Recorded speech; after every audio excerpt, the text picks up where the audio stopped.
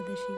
आप सभी को योगिनी एकादशी की हार्दिक हार्दिक शुभकामनाएं। कहते हैं इस व्रत से सारे पाप कट जाते हैं। तो चलिए आज की पूजा शुरू करते हैं।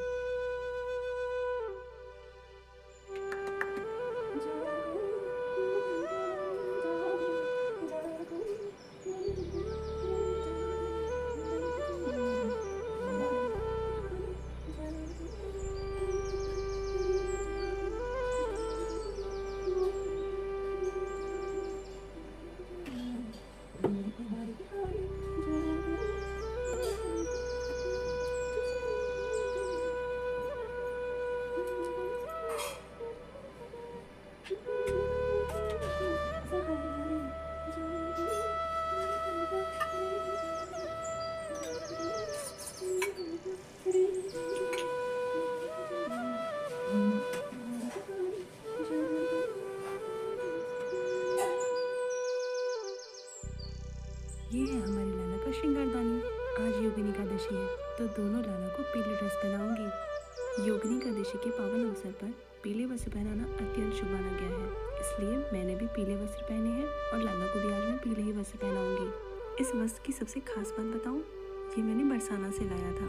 जब इस बार हम लोग गए थे वृंदावन, जब हम लोग बरसाना घूमने गए थे तो वहाँ की गलियों में मैंने बहुत ही सुंदर सुंदर से ड्रेसेस देखे। तो मैंने एकादशी के अवसर पर, जन्माष्टमी के अवसर पर खूब सारे ज्वेलरीज और मुकुट, ड्रेस वगैरह बहुत सारे लेकर आई थी। स्नान करने से भगवान की सारी चीज़ों की तैयारी कर चंदन, थाली में चंदन जरूर चढ़ानी चाहिए। इसके तैयार की भी प्राप्ति होती है। हम इकट्ठा कर लेंगे ताकि हमें नहलाने के बाद कोई चीज़ ढूंढनी ना पड़े। तो हम एक थाली में सब कुछ इकट्ठा कर लेंगे, जिसमें उनके मुकुट, मालाएँ और उनके वस्त्र सब कुछ आसानी से मिल जाए। और चंदन बिल्कुल नहीं भूलना। आज के दिन तुलसी मैया की भी पूजा की जाती है, क्योंकि उनके बिना एकादशी की पूजा अधूरी मानी गई है।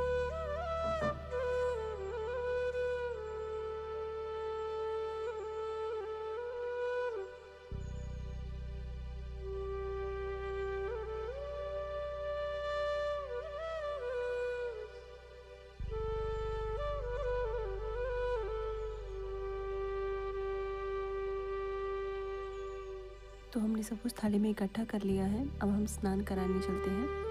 तो सबसे पहले हम स्नान कराने वाले स्थान को साफ कर लेंगे। उसके बाद हम सारी चीज़ों को इकट्ठा कर लेंगे।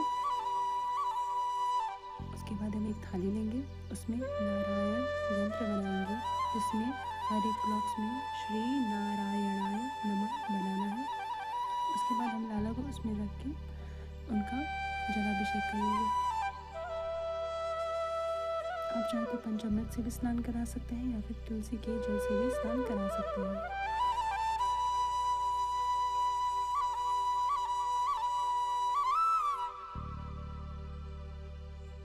इस यंत्र को बनाते वक्त मन में जाप करते रहना है, श्री नारायणाय नमः।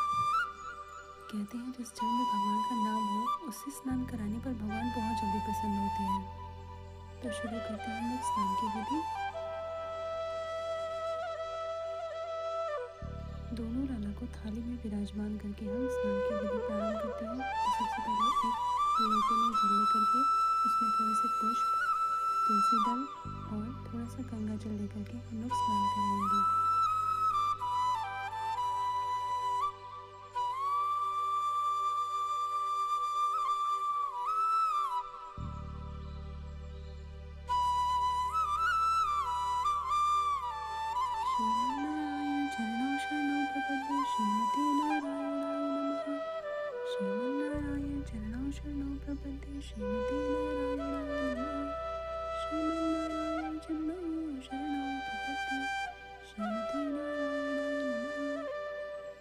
गोपी चंदन है, इससे जितने भी दाग धब्बे होते हैं वो सारे निकल जाते हैं।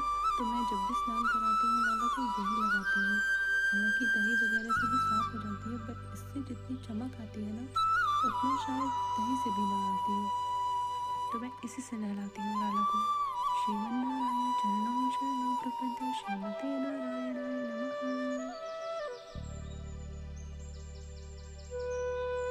इसके बाद हम लाला जी को पोंछ लेंगे, अच्छे से साफ कर लेंगे। अब बचे हुए जो पवित्र जल है उनको गमले में या फिर पूरे घर में आप छिड़काव कर सकते हैं।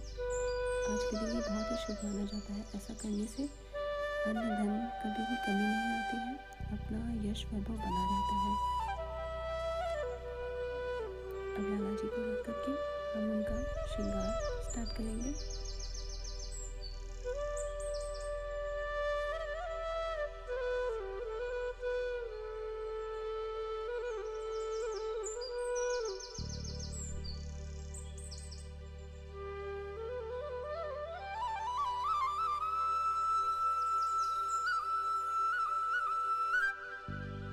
आज के दिन जितना हो सके पीले रंग का ही प्रयोग करना बहुत ही शुभ माना गया है।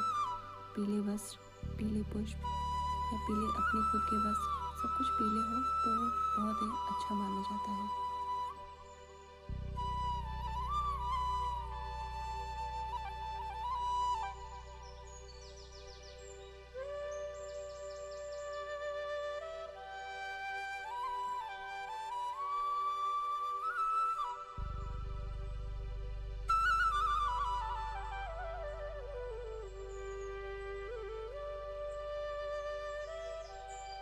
वस्त्र पहनाने के बाद हम उनका जो भी उनका ज्वेलरी वगैरह है वो सब पहना करके उनको जल्दी से रेडी कर देंगे। इसके बाद हम उनका सबसे महत्वपूर्ण आज चंदन की सेवा होती है।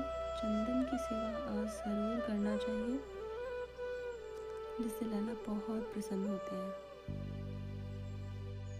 ये भी गोपी चंदन है, इसे घस करके हम लाला को टीका लगाएंगे।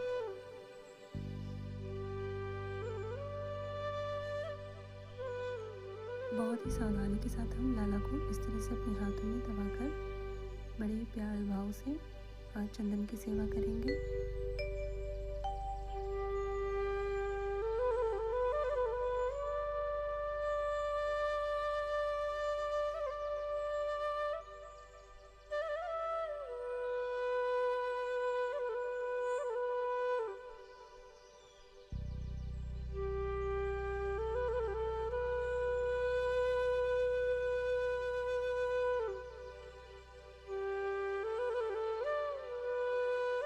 हमारे बड़े लाला का चंदन यहाँ पे पूरा हुआ। अब हम छोटी लाला का श्रृंगार करेंगे। इनको भी आप देख सकते हैं इनका चेहरा कितना ज़्यादा काला हो गया है। मैंने अपने पुराने वीडियो में बताया था कि इनका चेहरा क्यों काला पड़ गया था, क्योंकि ये पीतल की मूर्ति नहीं है। अगर जो भी जाता है धाम में उन्हें इस बात का ज़रूर ध्यान रखना चाहिए कि जो भी वो वहाँ से मूर्ति लेकर आ रहे हैं वो नकली तो नहीं है। इसमें लाला की आंखें वगैरह सब कुछ छूट चुका है। हालांकि मैं श्रृंगार से सब कुछ ठीक कर देती हूँ, लेकिन फिर भी एक कमी सी लगती है।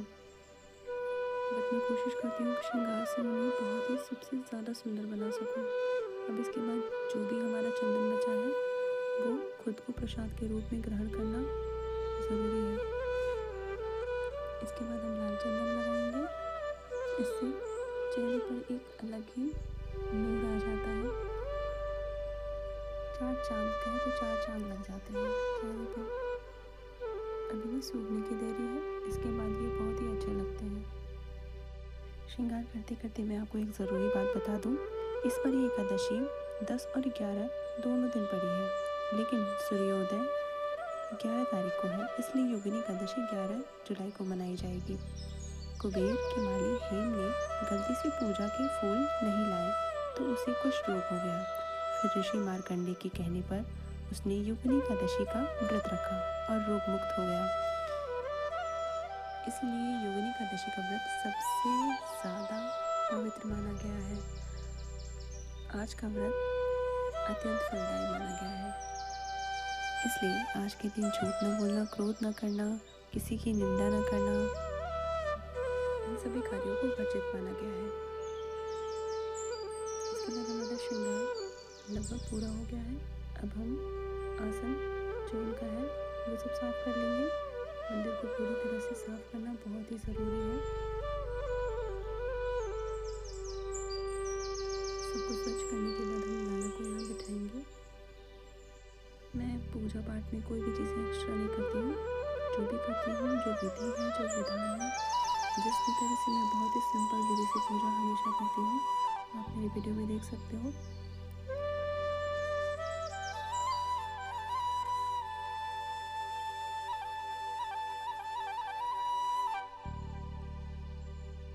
आज के दिन पीले पुष्प की सेवा बहुत ही ज़रूरी है।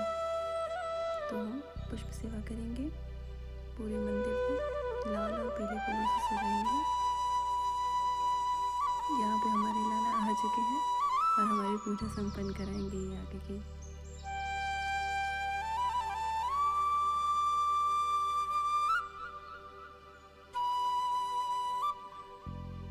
अच्छा, आज के दिन दान करना बहुत ही शुभ माना गया है। तो आप किसी गरीब को खाना खिला सकते हैं, उसे ज़रूरतमंद की चीज़ें दे सकते हैं, ठंडा पानी या फिर जो मौसमी फल होते हैं, चाहे गर्मी से बचने के लिए जो भी होता है, सब कुछ दे सकते हैं।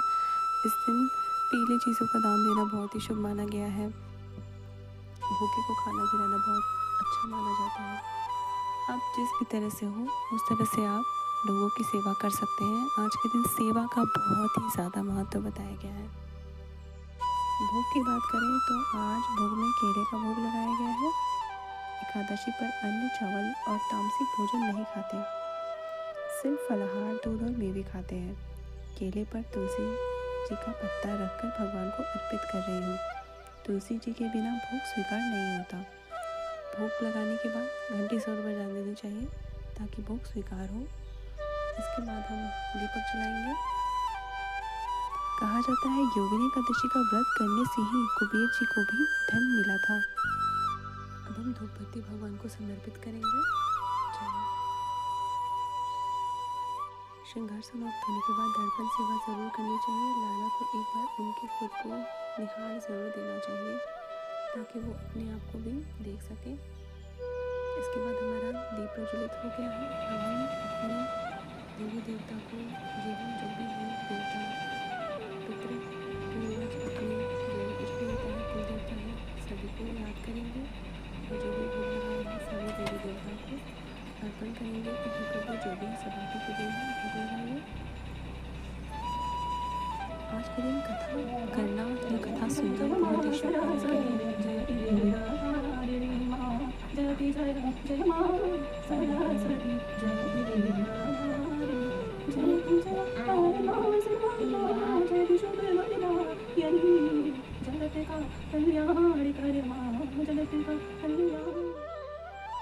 12 तारीख को पारण है और 8:10 तक ही इसका शुभ मुहूर्त है। अगर आपको मेरा वीडियो पसंद आए तो लाइक, शेयर, कमेंट और सब्सक्राइब करिए। तब तक के लिए राधे राधे।